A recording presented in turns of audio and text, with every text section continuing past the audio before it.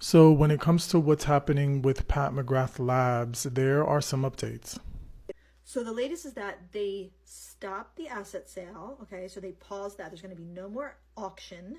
Okay, but they did declare Chapter 11 bankruptcy, which is the reorganization type of bankruptcy. This is the Culture of Commerce. My name is Roytel, and the internet is really getting into this one. There's a nuance to the conversation about Pat McGrath that's not being had, and it's annoying me.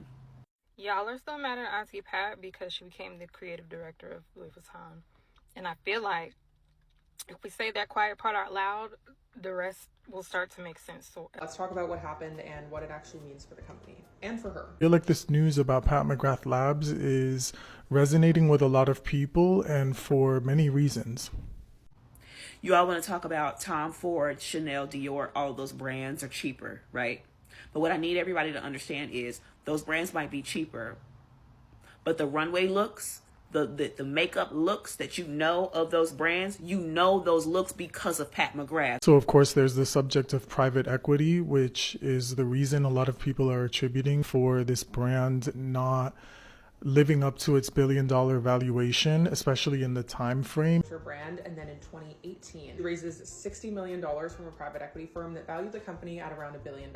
And by 2021, that investor quietly exits their entire position, and another investor in 2024 marked their investment down by 88%. It means that a company once worth $1 billion was now only worth $174 million. Then, of course, there's the tone with which it's being reported, which I agree is somewhat maybe overly salacious, because when it comes to business, we know that these things can be unpredictable. Also want everybody to stop acting like bankruptcy just means that some shit just like failed. Bankruptcy, you can drop a lot of debts, consolidate some books, and move on.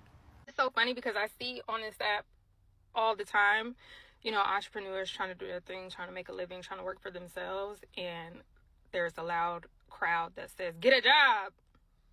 Auntie Pat went and got herself a job. What's the problem? To clear up the biggest misconception, the LVMH news was not an acquisition. There is a difference between Pat McGrath the brand and Pat McGrath the person. Pat McGrath is an independent beauty company in which the majority stakeholder is Pat McGrath the person. Pat McGrath the person was hired by LVMH. Feel like Pat McGrath and her labs are not going anywhere, and as a story and as a symbol of her legacy, I feel like this is going to have a turnout that is much better than it looks right now. What do you all think?